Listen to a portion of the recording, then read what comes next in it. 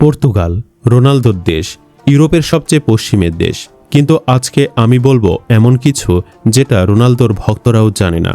পর্তুগালের ভাষায় এমন একটা শব্দ আছে যেটা আসলে আরবি। ইনশাল্লাহ বললে পর্তুগিজরা বুঝে ফেলে, কারণ তাদের ভাষায়ও একই শব্দ আছে। জানেন কি, পর্তুগালের মাটিতে 500 বছর ধরে মুসলমানরা রাজত্ব করেছিল, আর এই দেশের 1/3 মানুষের শরীরে মুসলিম বা ইহুদি পূর্বপুরুষের রক্ত বইছে। এটা শুনে কি মাথা ঘুরছে? ভিডিওটি শেষ পর্যন্ত দেখুন, কারণ প্রতিটি তথ্যই আপনাকে অবাক করতে বাধ্য করবে। পর্তুগাল কেমন দেশ? পর্তুগাল ইউরোপের সবচেয়ে পশ্চিমের দেশ, আটলান্টিক মহাসাগরের একদম কিনারে। জনসংখ্যা মাত্র 1,10,00,000। কিন্তু এই ছোট্ট দেশটি একসময় পৃথিবীর অর্ধেক শাসন করেছিল। ব্রাজিল, আফ্রিকার বিশাল অংশ, ভারতের গোয়া, মাকাও। পর্তুগিজরা এতদূর পৌঁছেছিল যে পৃথিবীর ইতিহাসে তারা অন্যতম সেরা নাবিক জাতি। কিন্তু এই দেশের একটা গোপন পরিচয় আছে, যেটা বেশিরভাগ মানুষ জানেই না। পর্তুগাল আসলে একটা মুসলিম দেশ ছিল। হ্যাঁ, ইউরোপের এই খ্রিস্টান দেশটি।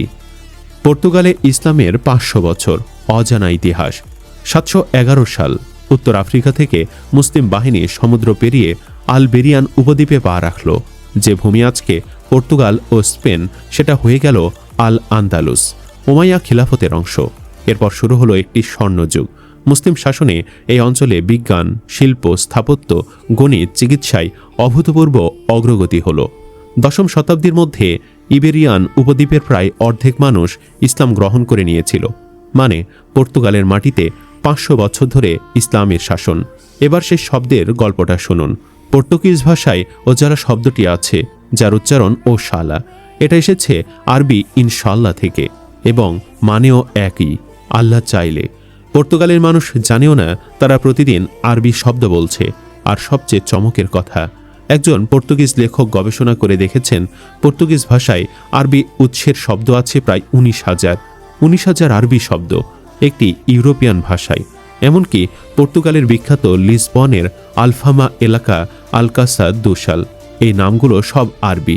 পর্তুগাল নামের মধ্যে লুকিয়ে আছে ইসলামের 500 বছরের ছায়া। আজকের পর্তুগালে মুসলমান ও আজান। এবার প্রশ্ন হলো, আজকের পর্তুগালে মুসলমানরা কেমন আছেন? আজান দেওয়া যায় কি? পর্তুগালের সংবিধান সম্পূর্ণ ধর্মনিরপেক্ষ। মুসলমানরা স্বাধীনভাবে ধর্ম পালন করতে পারেন, মসজিদ বানাতে পারেন। হ্যাঁ, পর্তুগালে আজান দেওয়া যায়। 2021 সালের আদমশুমারি অনুযায়ী পর্তুগালে মোট মুসলমানের সংখ্যা মোট জনসংখ্যার প্রায় 0.4%। সংখ্যায় কম মনে হচ্ছে, কিন্তু এর পেছনে একটা কারণ আছে। 1496 সালে রাজা ম্যানুয়েল মুসলমানদের সামনে 3টি পথ রেখেছিলেন: খ্রিস্টান হও, দেশ ছাড়ো, অথবা মৃত্যু। বেশিরভাগ মুসলমান তখন উত্তর আফ্রিকায় চলে গিয়েছিলেন। 500 বছর আগে যারা থেকে যাননি, তাদেরই উত্তরসূরিরা আজ নেই। কিন্তু যারা আছেন তারা সংগঠিত শক্তিশালী সুন্নি মুসলমানদের পাশাপাশি প্রায় 20 থেকে 22,000 শিয়া মুসলমানও আছেন। আর সবচেয়ে বড় কথা, বিজ্ঞানীরা গবেষণা করে দেখেছেন আজকের পর্তুগালের 1/3 মানুষের শরীরে মুসলিম বা ইহুদি পূর্বপুরুষের রক্ত আছে। মানে পর্তুগালের প্রতি 3 জনের 1 জনের পূর্বপুরুষ ছিলেন মুসলমান। এই তথ্য পর্তুগালের পাঠ্য বইয়ে নেই, বাংলাদেশের মিডিয়ায় আগে আসেনি। পর্তুগাল যেখানে পৃথিবীর সেরা। এবার জানব পর্তুগাল কোথায় পৃথিবীকে শাসন করছে। চমক 1, রোনালদো পৃথিবীর একমাত্র মানুষ যিনি 900 গোল দিয়েছেন। 2024 সালের সেপ্টেম্বরে ক্রোয়েশিয়ার বিপক্ষে ক্রিস্টিয়ানো রোনালদো হলেন পৃথিবীর প্রথম পুরুষ ফুটবলার যিনি 900 ক্যারিয়ার গোল করেছেন। বেঞ্চক 900 গোল।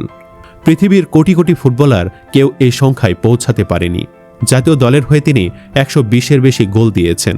5টি ভিন্ন বিশ্বকাপে গোল করা পৃথিবীর ইতিহাসে শুধুমাত্র তিনিই করতে পেরেছেন। আর তার ইনস্টাগ্রাম ফলোয়ার 64 কোটির বেশি। ইনস্টাগ্রামে সবচেয়ে বেশি ফলো হওয়া মানুষ কোনো নেতা নন, কোনো অভিনেতা নন, একজন ফুটবলার, পর্তুগালের ক্রিস্টিয়ানো রোনালদো। চমক 2, মাদেইরা বিমানবন্দরের নাম রোনালদো। পর্তুগালের মাদেইরা দ্বীপের বিমানবন্দরের নাম রাখা হয়েছে ক্রিস্টিয়ানো রোনালদো আন্তর্জাতিক বিমানবন্দর। প্রবেশদ্বারে আছে তার বিশাল মূর্তি। একজন ফুটবলারের নামে বিমানবন্দর, এটা পর্তুগালই পারে। পর্তুগালের চমকানো ও অদ্ভুত আইন কানুন। এবার সেই অংশ যেটার জন্য আপনারা এতক্ষণ অপেক্ষা করছিলেন। পর্তুগালের এমন কিছু আইন আছে যেটা শুনলে পৃথিবীর বাকি দেশগুলো মাথায় হাত দেবে। আইন নাম্বার 1, সব নেশার জিনিস বৈধ। হ্যাঁ, ঠিকই শুনেছেন। 2001 সালে পর্তুগাল পৃথিবীর প্রথম দেশ হিসেবে সব ধরনের মাদকের ব্যক্তিগত ব্যবহার অপরাধ তালিকা থেকে বাদ দিয়ে দেয়। হেরোইন থেকে শুরু করে যে কোনো মাদক ব্যক্তিগত পরিমাণে রাখলে জেল হবে না। কিন্তু কেন এই আইন? কারণটা মানবিক। আগে মাদকাসক্তরা জেলে যেত, এতে সমস্যা বাড়ত, কমতো না। নতুন আইনে তাদের চিকিৎসা দেওয়া হয়, ফলে মাদকজনিত মৃত্যু উল্লেখযোগ্যভাবে কমেছে। মানে পর্তুগাল মাদকাসক্তকে অপরাধী মনে করে না, রোগী মনে করে। এটা ভালো নাকি খারাপ? কমেন্টে বলুন আপনি। আইন নাম্বার 2, মৃত মানুষের গোপনীয়তা সুরক্ষিত। পর্তুগালে আইন আছে, মৃত্যুর 50 বছর পর পর্যন্ত একজন মানুষের ব্যক্তিগত তথ্য প্রকাশ করা যাবে না। মৃত্যুর পরেও মানুষের সম্মান রক্ষা। এই দেশ মৃতদেরও ভুলে যায় না। মজার নিয়ম, সময়ের ব্যাপারে উল্টো দেশ। পর্তুগালে কোথাও 8টায় দাওয়াত থাকলে কেউ 8টায় যায় না, 9টা 10টায় সবাই আসে। আর সেটাই স্বাভাবিক। দেরি করা এখানে অপমান নয়, এটা জীবনধারা। পর্তুগালের কঠিন দিক যা কেউ বলে না। জীবনের কথা ইউটিউব চ্যানেল কখনো এক পক্ষের গল্প বলে না।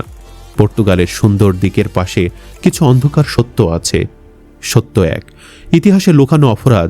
পর্তুগালের জাতীয় বীর ভাস্কো দা গামা, যিনি ভারতের সমুদ্রপথ আবিষ্কার করেছিলেন, তিনি মক্কা থেকে ফিরে আসা 200 মুসলিম হাজির একটি জাহাজ আগুন দিয়ে পুড়িয়ে দিয়েছিলেন। সবাই মারা গিয়েছিলেন। এই গল্প পর্তুগালের পাঠ্য বইয়ে নেই, স্কুলে পড়ানো হয় না, কিন্তু ইতিহাস কখনো মিথ্যে বলে না। সত্য 2, তরুণরা দেশ ছাড়ছে। পর্তুগালের সবচেয়ে বড় সমস্যা হলো তরুণ প্রজন্ম ইউরোপের অন্য দেশে চলে যাচ্ছে, কারণ নিজের দেশে কাজ নেই।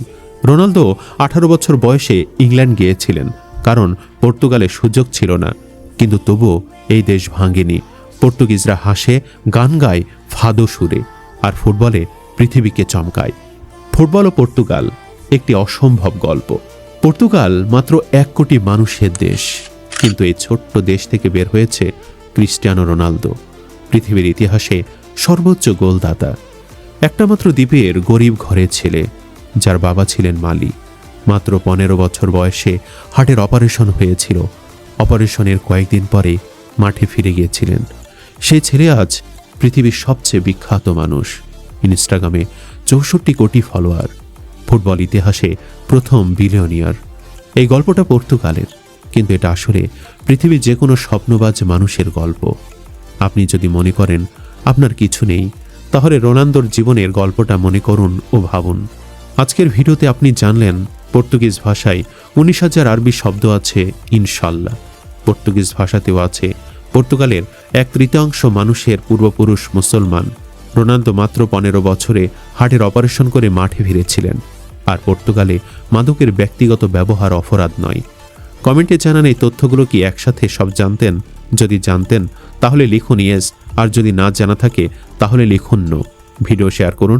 পরের ভিডিওতে আসছে আরেকটি দেশের অবিশ্বাস্য গল্প। সাবস্ক্রাইব করুন, বেল আইকনটি বাজিয়ে দিন। ধন্যবাদ।